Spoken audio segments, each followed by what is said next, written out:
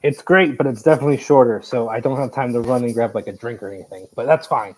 Hi everyone, welcome back to our cast reunions as we kick off Razor Region 2024. We just wrapped up A Few Good Men, so traveling back in time would take us to the holidays. I hear Santa's sleigh bells are ringing tingling. That could only mean one thing. It's Elf the musical, which ran for 3 weekends here at CTL. And look, it's my co-host who never shows up, Avin. Oh no, no, no! It's You not said how ho we're ho? doing this. But Was that hello, it's ho okay. ho ho? I'll let It's it. I'll Avin. let it slide. Okay. Avin was the director for Elf the musical. Avin, what spoke to you about Elf the musical as you directed this musical masterpiece that entertained the audiences all the month of December?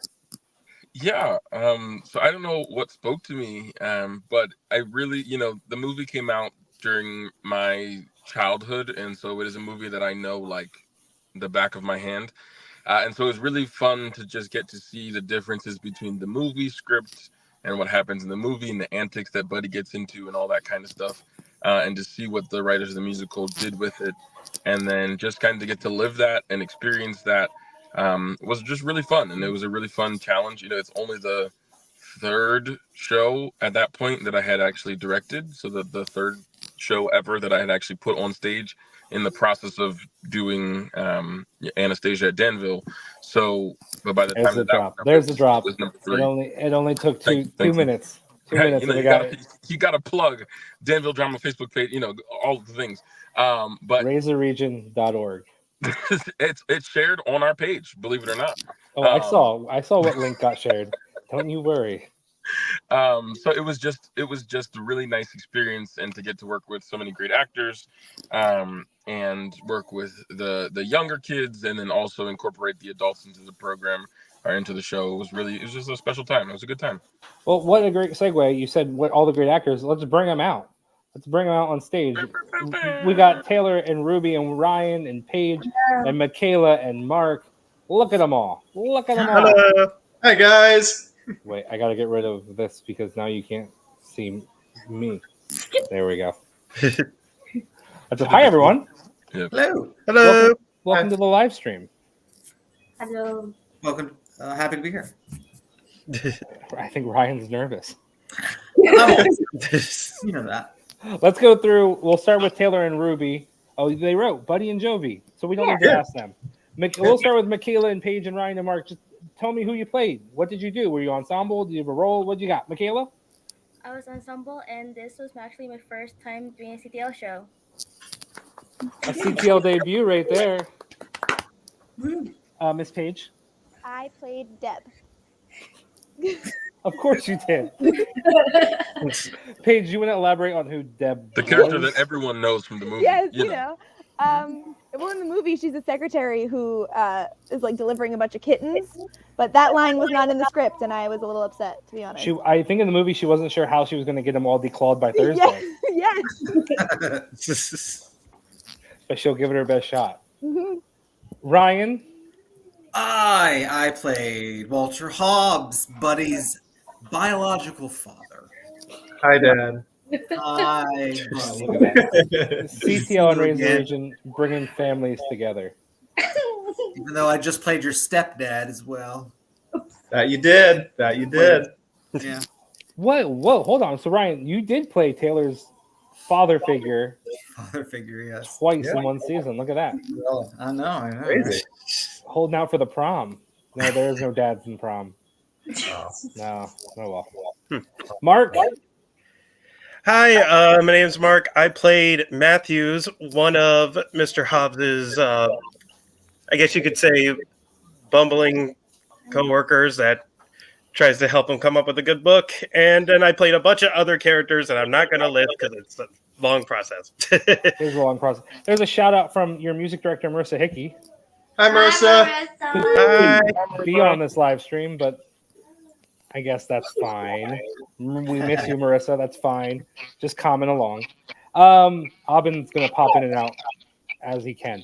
So, what made you all audition for Elf the musical? Anyone can go first, except for Taylor. Except for Taylor. All right. Well, I auditioned because I haven't done a Christmas show since 1998. So I was like, yeah, why not? Ryan, you want to play a fun game? Watch this. Please raise your hand if you were alive in 1998. Well, that wasn't too bad. That was I actually thought it was going to be less than that. Close. Paige and I were very close. That's when I was born. So this. Oh my There god. you go. Yeah, So, so Ryan, what Christmas show was that? Or what holiday show was in 98? Oh, a Christmas Carol. We did it with some of the local actors in Williamsburg, Jersey Shore area. We did Gotcha, it gotcha. out of high school. I can't even remember which one. And what's the big deal about doing a holiday show? What? I don't know. I like Christmas. It's just never been like a big thing for me. But I don't know. I just really wanted to do a Christmas show this year. And I did. I was very happy and fortunate to be able to play a great role too. I really enjoyed it.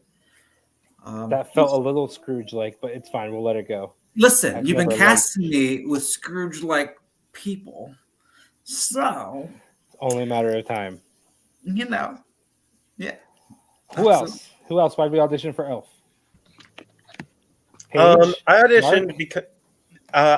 because Mark's got it. I just I'm not like I like Elf, like the movie, like it's like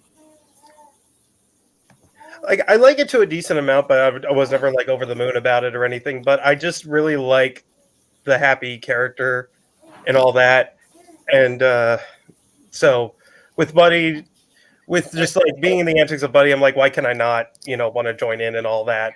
So and I like this was my second overall like CPL show, so just jumping in and also being Christmas, which is debatably one of my favorite holidays, and just getting to spread that all around during that time was special. So I wanted to just see if I can make it. There you go. Awesome. Anyone else? I think I mostly auditioned. My first show at CTL was White Christmas 2 years ago. And then because it alternates plays and musicals, last year I didn't do it. And I kind of missed it. The season felt a little empty without doing 3 weekends of a Christmas show, or more than 3 weekends, because they were long weekends. So it packs it, but it makes it feel a little Christmassy. Or They were long weekends with Taylor just screaming all the time. yeah, I don't know. I'm not quite sure how his body and voice lasted through it all, because it It didn't. was a lot of That's energy. It was the first character that the whole building felt like empty. Like it was like, oh, Buddy's not around anymore. Man. That's okay. He's in all of the Raise the Region advertising. You can find those yellow tights and green pants and green shirts and all of the postings. So you get Woohoo! your little buddy. I knew Taylor would be so excited about that. Michaela, why did you audition? Because I want to try something new, and this is my comfort zone, and I just really like Christmas, and I love the movie. Michaela just answered all like the 3 top answers. Thank you guys else for coming. I'm just going to talk to Michaela for the rest of this time. Thank you. Ruby and Taylor, you guys auditioned. Why? I go first. Well, this was actually my first Christmas show at CTL, so that kind of checked off a box for me there. And it's Elf. It's so much fun. Buddy's just a big weirdo, and I don't know. It was just something I wanted to be a part of. Buddy and I are very similar. I just got to be me the whole time, and so that was just so much fun. It was so much fun. This is very true. Terrifyingly Terrifyingly so, true. Ruby. Yeah, I know. We all see it.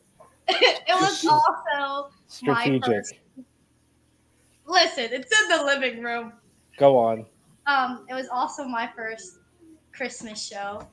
I'm not gonna lie, I debated. I kept going back and forth. I mean, for every show I auditioned for, I'm like, I don't know if I'm gonna do it. I'm gonna do it. So I was kind of on the fence, and I really didn't make up my mind until like the day of auditions, and I was like, all right, I'm doing it. because I listened to the soundtrack, and the soundtrack was just that's real. Honestly, the soundtrack is what got me because it's just great music. That's why Little bunny hop. everybody can leave. Leo, why did you audition for Elf? It was the baby in the carriage at the end. Yeah, right. Exactly. I tried. Everyone tried. knows that. Shoulda, woulda, coulda. All right. So why did we? Aubin, talk to me a little bit about the balance between doing the movie, not doing the movie, and I mean Ryan and Ruby and Taylor and even Paige a little bit. I mean even Matthews and some of the ensemble members. They're so notable in the movie. How did you guys all balance that of like giving the audience what they want while also not? So I'll start. For me, I tried as much as possible, as strange as this sounds, to stay away from the source material as much as possible.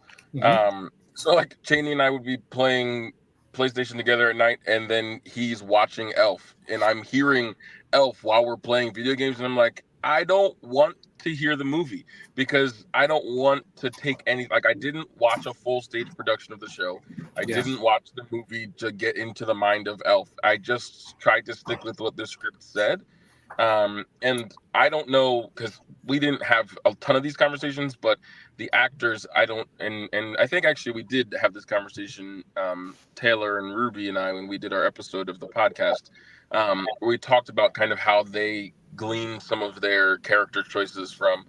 But the greatest part for me was just having actors who weren't afraid to make choices, and who made them very loudly. And for me as a director, I typically, because I was an actor first for a very long time, don't know what I want until I see it. And so having the ability to have actors who aren't afraid to make choices and who just get out there and like do the thing lets me know what I like and what I don't like. And so they were really great at doing that.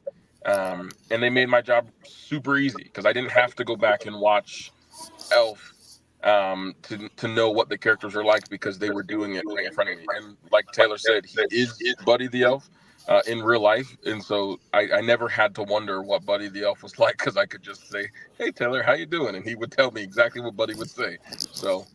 Boy. Anyone else? I guess. Yeah, I mean, I guess same here. I already hadn't seen Elf for maybe a couple years. But I mean, people see Elf and they see the Will Ferrell movie. So, I mean, they're probably going to have expectations coming in. So, I just tried to look through my own, just, I guess, life experiences and how I see the world, try to take all that and put it into as much of the character as possible. Because, I mean, granted, there are going to be moments that people are going to want to see, like the big Santa freak out at the mall. Yeah, don't do it now. Even his like New York City montage, but the script leaves moments where you can put your own self in it. You don't have to rely on what people saw in the Will Ferrell movie. You have room to just play around with the character and see, what can I do here differently? What about this? It's a very, very, it was a very easy script to play around with. Awesome. Yeah, I definitely watched stuff. I watched it. I took notes. I did. Did that. I was like, oh, maybe that would. Oh, that's wonderful. You did his homework. Well, I did see a version. It was like I don't know if it was a tour, but it was in England. That's on YouTube. That was a decent version. It was like an extravaganza of a show. Like they had like little intermezzo's between scenes where they had gymnasts on like ropes, and like it was a spectacle. You should. We had Heelys. Where was that? It was a cool thing. It's 2006. We had ice skates on stage. I mean, how much more of a spectacle could you ask for? I mean, I don't know what you want from me. Loved those Heelys. Well, I was gonna suggest that at one point. I just didn't, because I really wanted to get on the ropes and just swing around. I think we talked about the chandelier drop, like in Clue. I think we talked about a moment where Buddy comes spinning down from the very slow chandelier drop. But that's Hey, if you'd have asked. No. I don't know. I was just. I remember we talked on the podcast. I was just kind of channeling my cranky relatives. We won't name them now. Some of them aren't with us anymore, but you know, yeah. I was just trying to do my best. Well, you crushed it. You crushed it.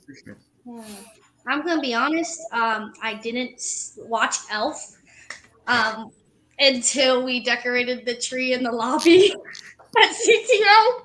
I couldn't say it before because people would have came at me. But now that it's over, we can put it out there in the open. Ruby, were you alive when Elf came out? I don't know. Stop it. Oh, I think we did this. Wasn't it 2003? It came out. Yeah, because this was the 20. Yeah, because it was the 20 Yeah, year. the 20th anniversary. So I was 2. Okay. So yeah, I didn't watch it until then, and then I realized I was like, Jovi, in my opinion, is pretty boring in the movie. She doesn't really give you anything besides the shower scene. And everybody asked me, "Oh, are you doing the shower scene?" No, it's not. It's not in the script. My mother could not let it go. Could not let it go. Because, yeah, Jovi sings. She's that song she sings in the shower. I'm like, Mom, remember when it's Baby It's Cold Outside and it's not in the show? Yeah, but that's her big moment. I'm like, God, it's not. No. That's her character development right there. That's it. So now my secret's out. There you go. So what for anyone out there, because we're obviously announcing a holiday show coming up this season.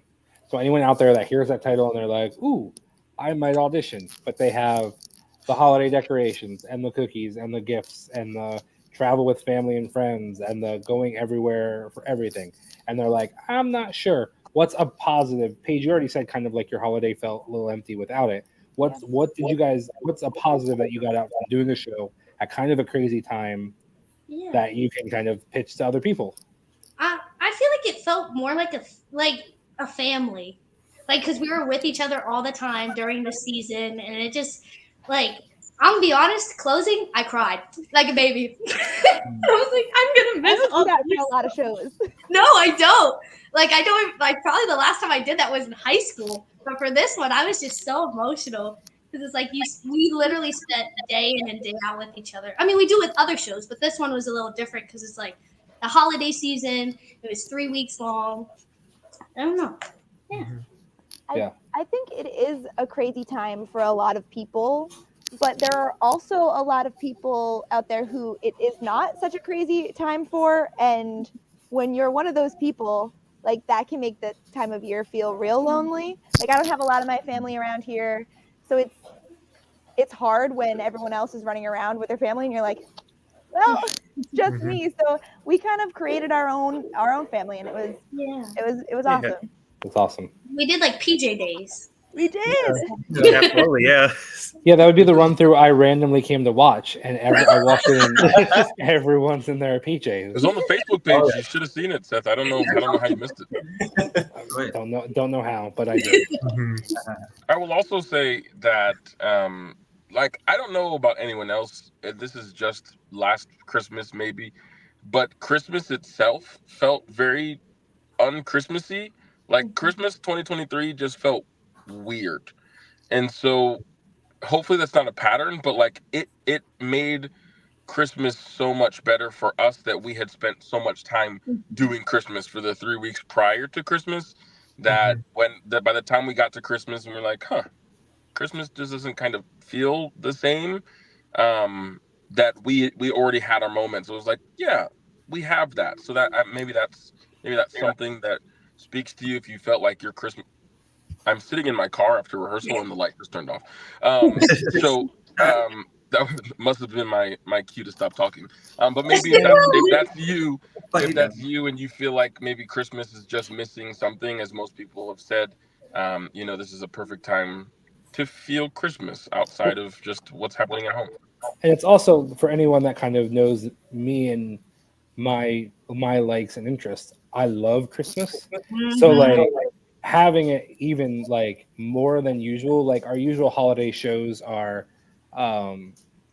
festive and do all those great holiday feelings, but having like Buddy in the building and Buddy and Jovi walking around some of the private parties that we hosted, and having more trees than usual to decorate and presents to wrap, it was just it's even more than your usual holiday spirit. So I think you all would agree that people on the fence about auditioning at this crazy time of year and maybe doing 3 weekends compared to 2 weekends, it's definitely kind of the pros outweigh the cons when it comes to that. Yeah. Even like with those people who are in the show who have family in the area, it just gives people another thing to do for the holidays. Like go see a Christmas show, have a fun time. Let's sing a Christmas song. Some might say. Yeah, Let's sing. just sing a Christmas song. It's like magic when things go wrong. Listen, we can't sing that because Facebook will pull it down. But we can go real quick round robin. Your favorite either scene, moment in the show, or song in the show. What do you have? We'll start with Mark and we'll work our way up. I feel like it's gonna be no surprise to any of the guys, but like Nobody Cares About Santa, my favorite song, was so fun to dance to. Just and the way we just did the chairs and everything.